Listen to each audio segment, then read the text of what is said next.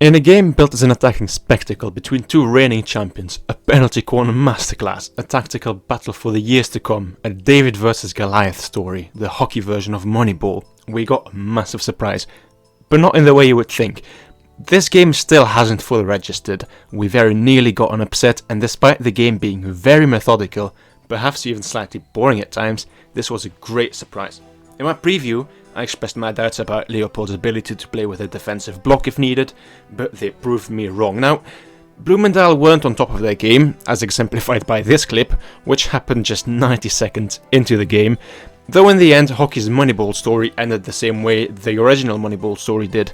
Bloemendaal are the Yankees of hockey, Leopold were the Auckland A's, the underdogs just missed out on the opportunity of a lifetime, but not one moment did they look like a bad team, not one moment did I think they weren't capable of the upset. And the question posed in the title of this video seems simple, but the answer is much more convoluted than just, well, they won on shootout. So, how did Bloemendaal triumph? It's never good to see an injury, no matter the team or the player, and Tom Boon's quick omission from the game was a massive boost for Bloemendaal, who themselves were without Wortelboer and Bovendeert. Bloemendaal knew Leopold would play a patient game looking for holes in the midfield to exploit, which is why they seemingly started out with a 4-4-2 formation to ensure the gaps in midfield were minimal. Leopold started with a 4-3-3, clearly with the intention to attack and get an early goal, but Tom Boon's early injury threw a spanner in the works. He'd just come back from injury, but clearly wasn't 100%, and you can't begrudge him not risking aggravating this injury.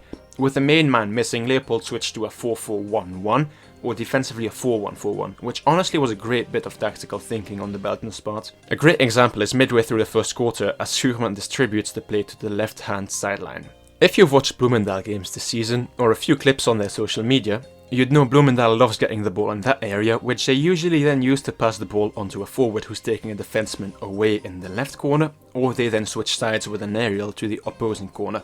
Leopold realizes that, and Leopold's defensive position is second to none. If you look at Tim Swan's stick and the way he twists his body, it's abundantly clear his first thought is to use the aerial. The back four is easily discernible, but the guy I'd like to highlight is this one. Center pitch between the dotted lines and the 23-yard line.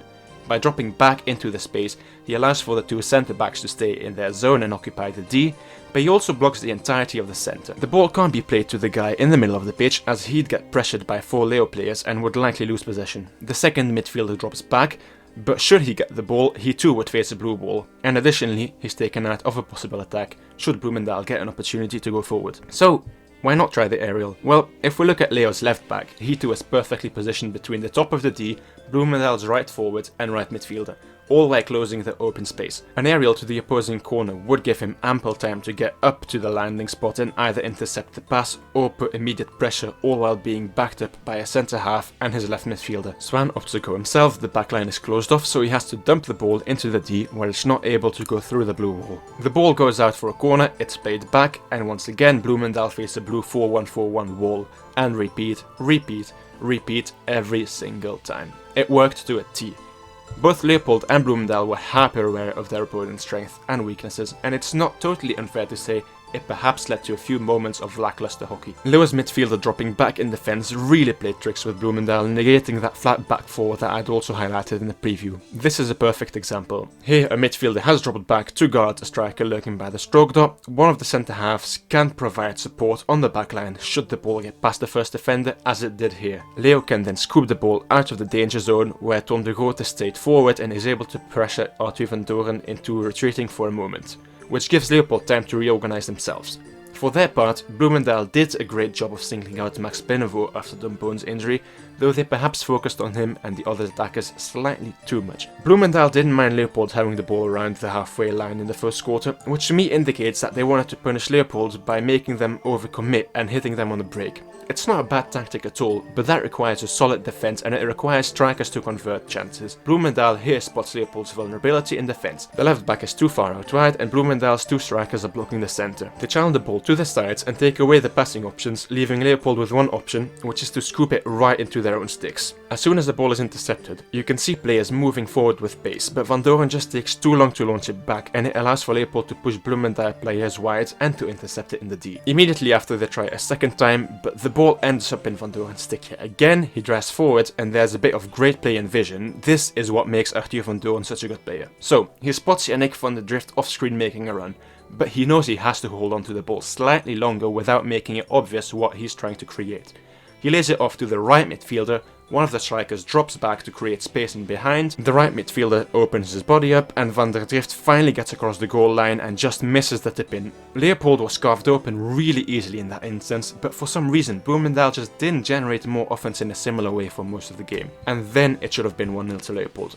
There's no two ways about it, this should have been a goal. Poncelet will feel he could have changed the tide of the game, and it was a bad miss, but he was monumental otherwise, and we've all missed something similar before. Bloemendaal, who was lackadaisical in their pressing, just allowed Leopold to play it out from the back. Casper van der Veen is badly caught out of position, not just once but twice, on the same play. Granted, he's young and he still has a learning curve, so I won't be too harsh on him, but this was not good. And in his defense, Bloemendaal's backline should have been more organized and should have communicated better. Whereas Bloemendaal clearly tried to get defenders to leave their zone and go wide, Leopold tried the opposite. Switching formations regularly whilst on the offense, they were hard to mark and therefore had a few good opportunities in the D. Leo seemed to keep the strikers central, overcrowding the space between the stroke dot and the top of the D. This freed up space at the sides for the late runners. As soon as the ball gets to Plenvaux at the top of the D, Tanguy Zimmer recognizes he can simultaneously open up space for the second striker whilst providing support should possession be lost. Van der Veen falls in the trap and forgets his man Poncelet. Plenvaux plays it on to the deeper striker, who then immediately gets it back to Poncelet, who follows the ball.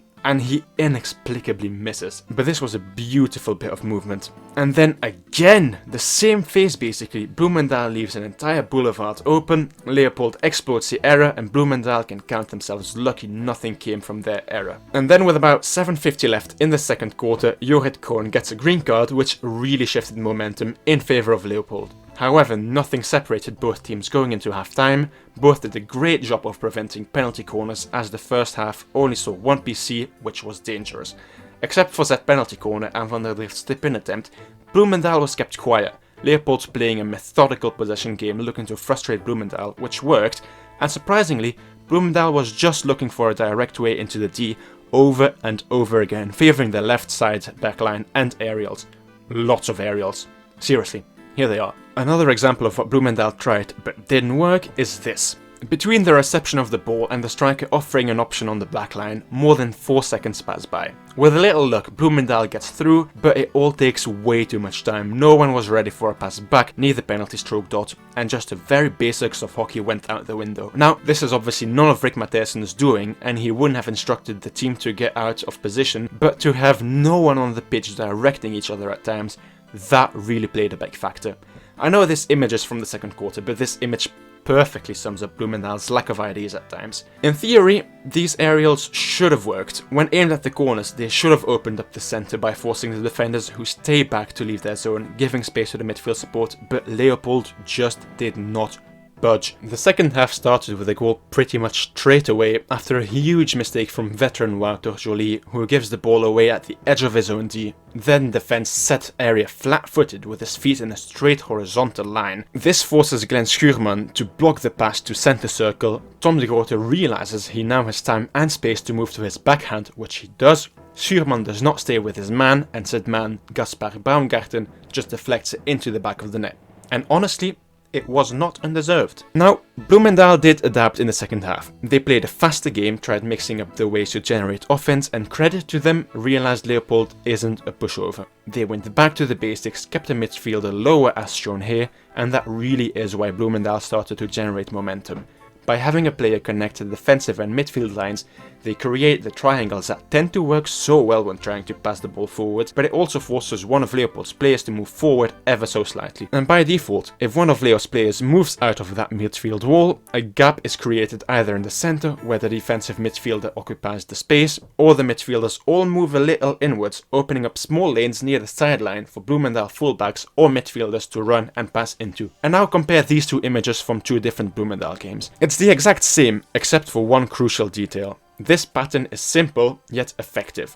In the first image, Glenn Schuurman is off screen, but still ready to run into the space. If we look at the second image, the two strikers are further into the D, which forces the flat back four and leaves only one man to beat for the ball carrier, should he successfully get out of the corner. And as indicated in the second picture, there's two players who can't fill the gap, or there is space at the top of the D for the midfielder to run into.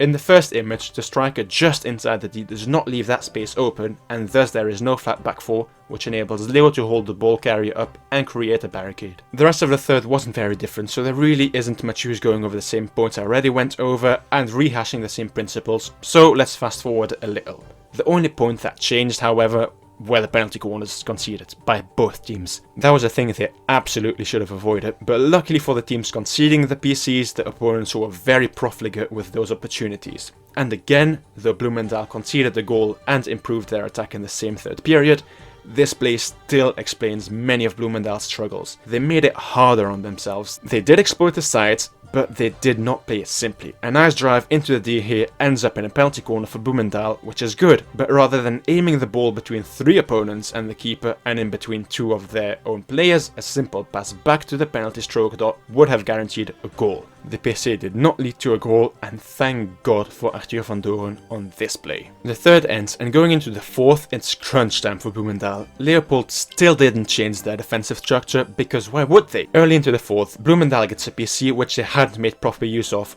the previous ones, but Tim Swan played it safe this time, drag flicking it low ensures a goal or a rebound, and he did just that. Wouter Joly, determined as anything to make up for his early mistake, anticipates the rebound, he runs at the ball like a bull seeing red, and he slots it home for the equaliser. And from there on, the game honestly shifted in its complexity and its feeling. Personally, it felt like both teams were happy to attack and to try and nick a goal maybe, but they did not want to risk exposing themselves too much, thus leading to a relatively conservative approach from both sides. Look at this play with 10 minutes to go. 9 Bloemendaal players in their own 23, only 3 or 4 Leopold players on the attack. On one hand, you can't begrudge a team protecting its lead, but as we saw yesterday with Terrassa and Uhlenhorst, twice sitting back can lead to a goal against. Now there were still a few moments of high pressure, especially by Bloemendaal towards the end, where they're really trying to force a goal, but to no avail. And I did want to include this clip from Tim Swan, as I talked about the aerials, and this one actually made me laugh. If Tim Swan is watching, sorry mate,